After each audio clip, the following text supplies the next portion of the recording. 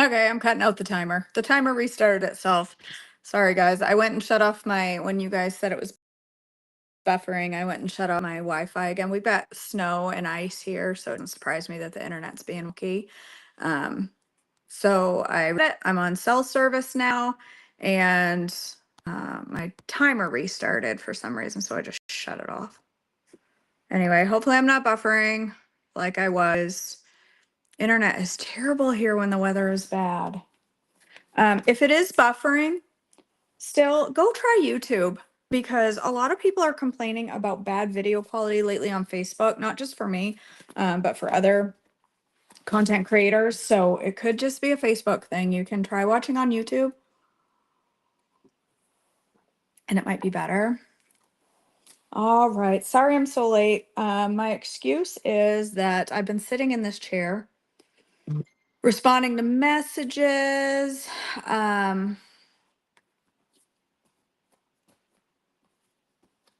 Responding to emails, watching reels. I don't know. I just thought that my excuse is I've just been sitting here in this chair, zoning out and doing things I probably shouldn't be doing, like watching Instagram reels instead of doing devotions. So that's the reality of it. All right. I get caught in a scroll and just. Oh, that's good, Diana. It's awful. Poor guy. All right, my friends, January 11th, Jacob's wealth increases, Genesis 30:25-43. Soon after Rachel had given birth to Joseph, Jacob said to Laban, "Please release me so I can go home to my own country. Let me take my wives and children, for I have earned them by serving you, and let me be on my way. You certainly know how hard I have worked for you." "Please listen to me," Laban replied. "I have become wealthy, for the Lord has blessed me because of you. Tell me how much I owe you. Whatever it is, I'll pay it." $1 million. Jacob replied, "You know how hard I've worked for you, and how your flocks and herds have grown under my care. You had little indeed before I came, and your wealth has increased enormously. The Lord has blessed you through everything I've done. But now, what about me? When can I start providing for my own family?" "What wages do you want?" Laban asked again. Jacob replied, "Don't give me anything.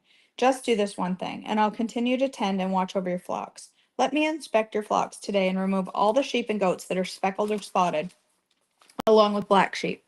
Give these to me as my wages. In the future, when you check on the animals you have given me as my wages, you'll see that I have been honest. If you find in my flock any goats with speckles or spots or any sheep that are not black, you will know that I have stolen them from you."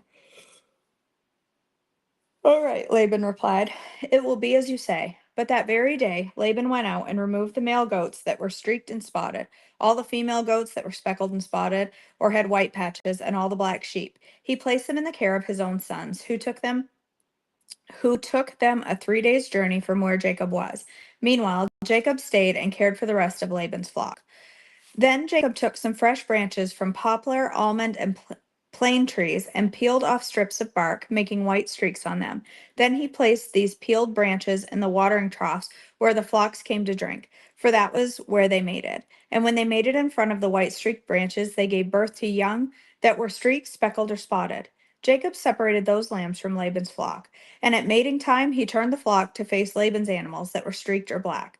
This is how he built his own flock instead of increasing Laban's. Whenever the stronger females were ready to mate, Jacob would place the peeled branches in the watering troughs in front of them. Then they would mate in front of the branches. But he didn't do this with the weaker ones, so the weaker lambs belonged to Laban, and the strongers were Jacob's. As a result, Jacob became very wealthy, with large flocks of sheep and goats, female and male servants, and many camels and donkeys. Jacob flees from Laban, Genesis 31, 1-21. But Jacob soon learned that Laban's sons were grumbling about him. "Jacob robbed our father of everything," they said. "He has gained all of his wealth at our father's expense." And Jacob began noticing a change in Laban's attitude towards him. Then the Lord said to Jacob, "Return to the land of your father and grandfather, and to your relatives there. I will be with you, and I will be with you." So Jacob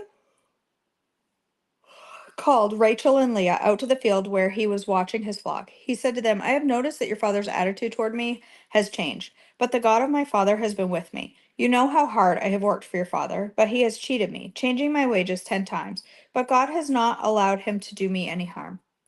For if he said, the speckled animals will be your wages, the whole flock began to produce speckled young.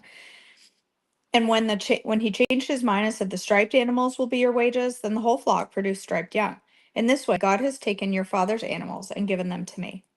One time during a mating season, I had a dream and saw that the male goats mating with the females were streaked, speckled, and spotted.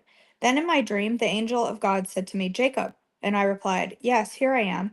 The angel said, Look up, and you will see that only the streaked, speckled, and spotted males are mating with the females of your flock. For I have seen how Laban has treated you.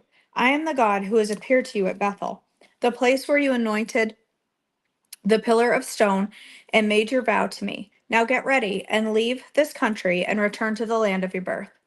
Rachel and Leah responded, That's fine with us. You won't inherit any of our father's wealth anyway. He has reduced our rights to those of foreign women. And after he sold us, he wasted the money you paid him for us. All the wealth God has given you from our father legally belongs to us and our children. So go ahead and do whatever God has told you. So Jacob put his wives and children on camels, and he drove all of his livestock in front of him. He packed all the belongings he had acquired in Paddan Aram and set out for the land of Canaan, where his father Isaac lived. At that time they left. At the time they left, Laban was some distance away, shearing his sheep. Rachel stole her father's household idols and took them with her. Jacob outwitted Laban, the Aramean, and set out secretly and never told Laban they were leaving. So Jacob took all of his possessions with him and crossed the Euphrates River, heading for the hill country of Gilead. Okay, sorry. Laban pursues Jacob, Genesis 31, 22 through 42. 3 days later, Laban was told that Jacob had fled. So he gathered a group of his relatives and set out in hot pursuit. He caught up with Jacob 7 days later in the hill country of Gilead. But the previous night, God had appeared to Laban, the Aramean, in a dream and told him, I'm warning you, leave Jacob alone. Laban caught up with Jacob as he was camped in the hill country of Gilead, and he set up his camp not far from Jacob's. What do you mean by deceiving me like this? Laban demanded. How dare you drag my daughters away like prisoners of war? Why did you slip away secretly? Why did you deceive me? And why didn't you say you wanted to leave? I would have given you a farewell feast with singing and music accompanied by tambourines and harps. Why didn't you let me kiss my daughters and grandchildren and tell them goodbye? You have acted very foolishly. I could destroy you, but the God of your father appeared to me last night and warned me, leave Jacob alone. I can understand your feeling that you must go and your intense longing for your father's home. But why have you stolen my gods?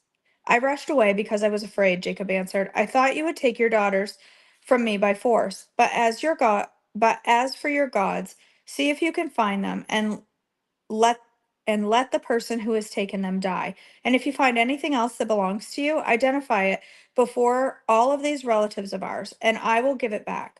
But Jacob did not know that Rachel had stolen the household idols. Laban went first into Jacob's tent to search there, then into Leah's, and then the tents of the two servant wives, but he found nothing. Finally, he went into Rachel's tent. But Rachel had taken the household idols and hidden them in her camel saddle, and now she was sitting on them. When Laban had thoroughly searched her tent without finding them, she said to her father, Please, sir, forgive me, if I don't get up for you. I am having my monthly period. So Laban continued his search, but he couldn't find the household idols. Then Jacob became very angry and he challenged Laban. Let me shut off my notifications here. Sorry. And he challenged Laban. What's my crime? He demanded. What have I done wrong to make you chase after me as though I were a criminal? You have rummaged through everything I own. Now show me where you have found. Now show me what you have found that belongs to you. Set it out here in front of us, before our relatives, for all to see. Let them judge between us. For 20 years I have been with you, caring for your flocks. In all that time, your sheep and goats never miscarried. In all those years, I never used a single ram of yours for food. If any were attacked and killed by wild animals, I never showed you the carcass and asked you to reduce the count of your flock. No, I took the loss myself. You made me pay for every stolen animal, whether it was taken in broad daylight or in the dark of night. I worked for you through the scorching heat of the day and through the cold and sleepless nights. For 20 years I slaved in your house. I worked for 14 years earning your 2 daughters, and then 6 more years for your flock. And you changed my wages 10 times. In fact, if the God of my father had not been on my side, the God of Abraham and the fearsome God of Isaac, you would have sent me away empty handed. But God has seen your abuse and my hard work. That is why he appeared to you last night and rebuked you. Jacob's treaty with Laban, Genesis 31:43 through 55. Then Laban replied to Jacob, "These women are my daughters, these children are my grandchildren, and these flocks are my flocks. In fact, everything you see is mine. But what can I do now about my daughters and their children? So come, let's make a covenant, you and I will be a witness to our commitment, and it will be a witness to our commitment." So Jacob took a stone and set it up as a monument. Then he told his family members, "Gather some stones." So they gathered stones and piled them in a heap. Then Jacob and Laban sat down beside the pile of stones to eat a covenant meal. To commemorate the event, Laban called the place Jagar Sahadutha, which means the witness pile in Aramaic, and Jacob called it Galid, which means witness pile in Hebrew. Then Laban declared, "This pile of stones will stand as a witness to remind us of the covenant we have made today." This explains why it is called Galid, witness pile, but it was also called Mizpah, which means watchtower. For Laban said, "May the Lord keep watch between us to make sure that we keep this covenant when we are out of each other's sight. If you mistreat my daughters, or if you marry other wives, God will see it, even if no one else does. He is a witness to this covenant between us. See this pile of stones," Laban continued, "and see this monument I have set between us? They stand between us as a witness of our vows. I will never pass this pile of stones to harm you, and you must never pass these stones or this monument to harm me. I call on the God of our ancestors, the God of your grandfather Abraham, and the God of my grandfather Nahor, to serve as a judge between us." So Jacob took an oath before the fearsome God of his father Isaac to respect the boundary line. Then Jacob offered a sacrifice to God there on the mountain and invited everyone to a covenant feast. After they had eaten, they spent the night on the mountain. Laban got up early the next morning and he kissed his grandchildren and his daughters and blessed them. Then he left and returned home. Right? That's what I'm thinking, Shirley. You tell him, Jacob. Rotten man.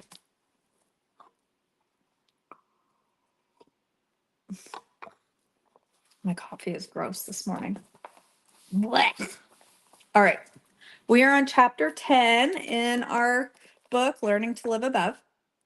John 16:33 says, "In the world you will have tribulation, but be of good cheer.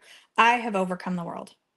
Change is a part of life. We need only to look to nature to see that transitions are continually taking place. We have no problem understanding that I can't read. We have no problem understanding that every year seasons will change. As much as I enjoy the fall, I do not want to sacrifice summer in order to have fall for the entire year. Although winter can be at times harsh, I would not want to give up the benefits of winter just so I could enjoy spring more. Each season has a purpose that affects the next one, and each is equally important. I have learned to enjoy the different seasons and find the benefit in each one of them. However, when it comes to my spiritual seasons, I have a more difficult time. I love the spring season in my spiritual life, when new life is breathed into old areas and excitement is in the air. It seems like my faith is so high during this season, and I feel like I can say to the mountain, "Move," and it will move. It is usually during this time that God puts new ideas in my mind or stirs up new faith in my heart. I am energized to do more for God, and He gives me faith to back it up. It can be something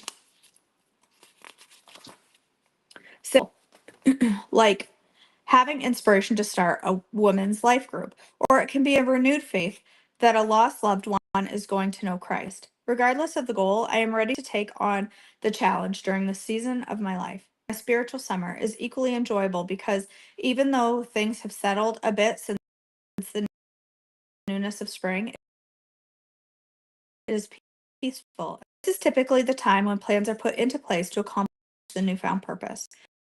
During the faith is still high because we see motivate us to keep going. Then we have expected. Our plans are not discouraged. The next thing we know, winter hits. Everything appears to come to a complete stop. Even the small benefits we saw in the summer have completely dropped off. Many of us lose sight of the purpose that God put in our heart, and discontentment are lurking at every corner. Faith is struggling to stay on. It is important for us to understand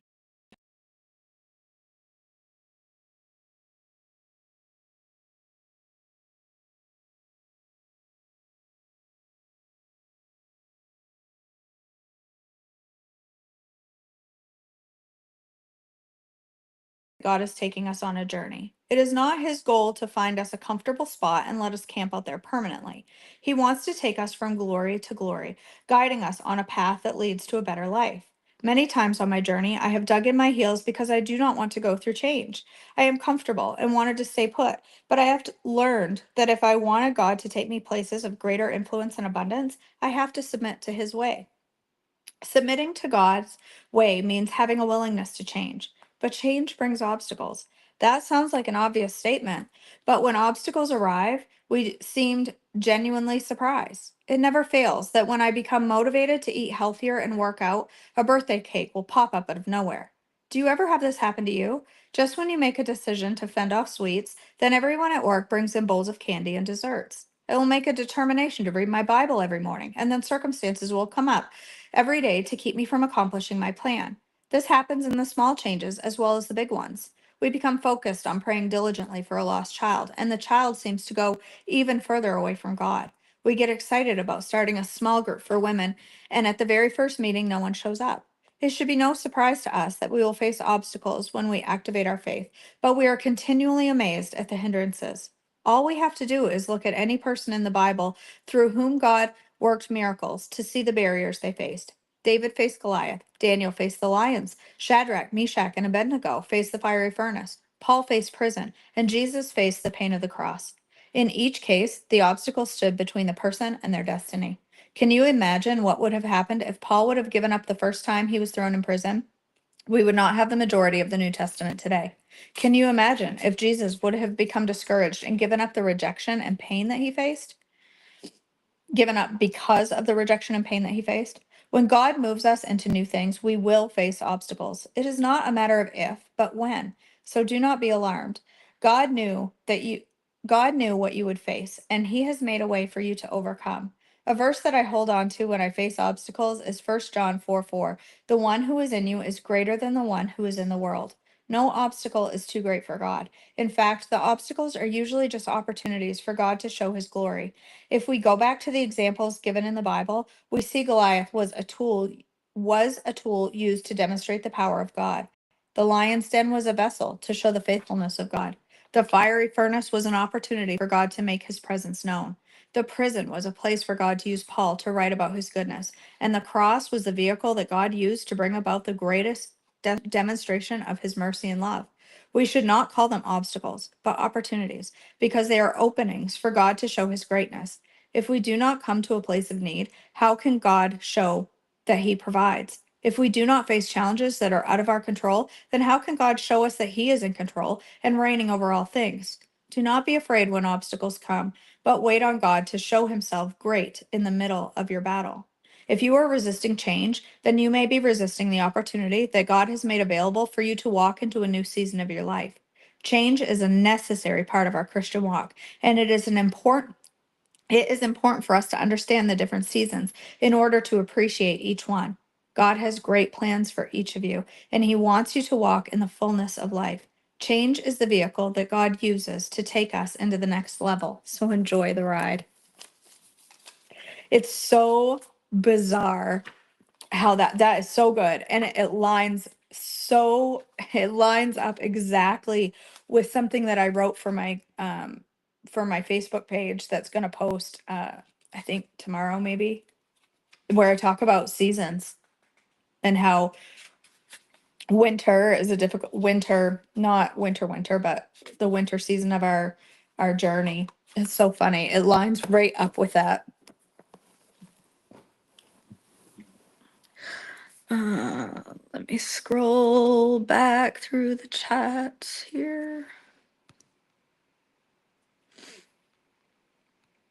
Hopefully the connection's been okay since I shut off the Wi-Fi. Stupid Wi-Fi, why is it so annoying?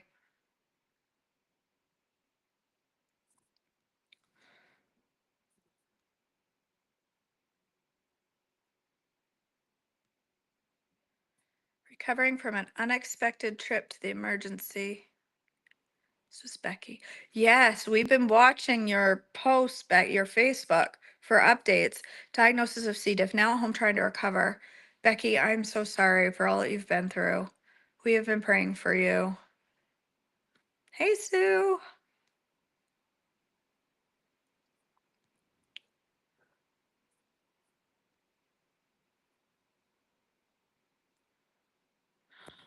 That's right, Jackie. And I think that, like, I've thought this before, but I was thinking the other day how God has used my journey and how if I had my choice, I would have figured out health and nutrition by 16 years old, and I would have grown up slender and fit and healthy and not having any issues with my weight.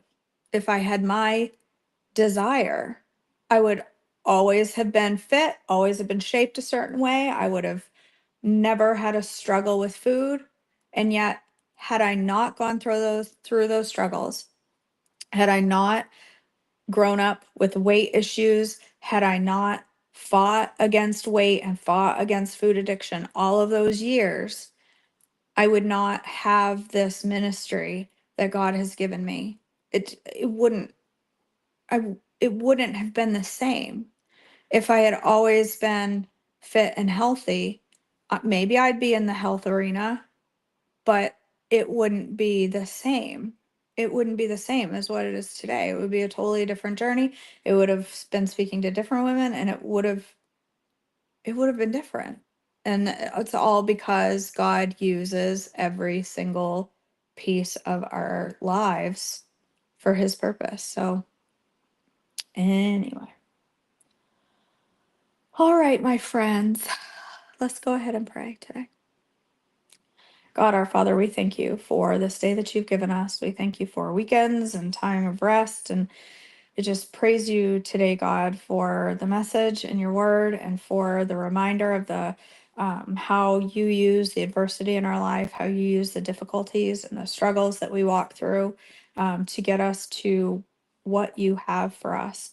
And I just pray that you will help us to recognize that today and have trust in you and to just give into your will and trust you as you guide us through these different journeys in our life.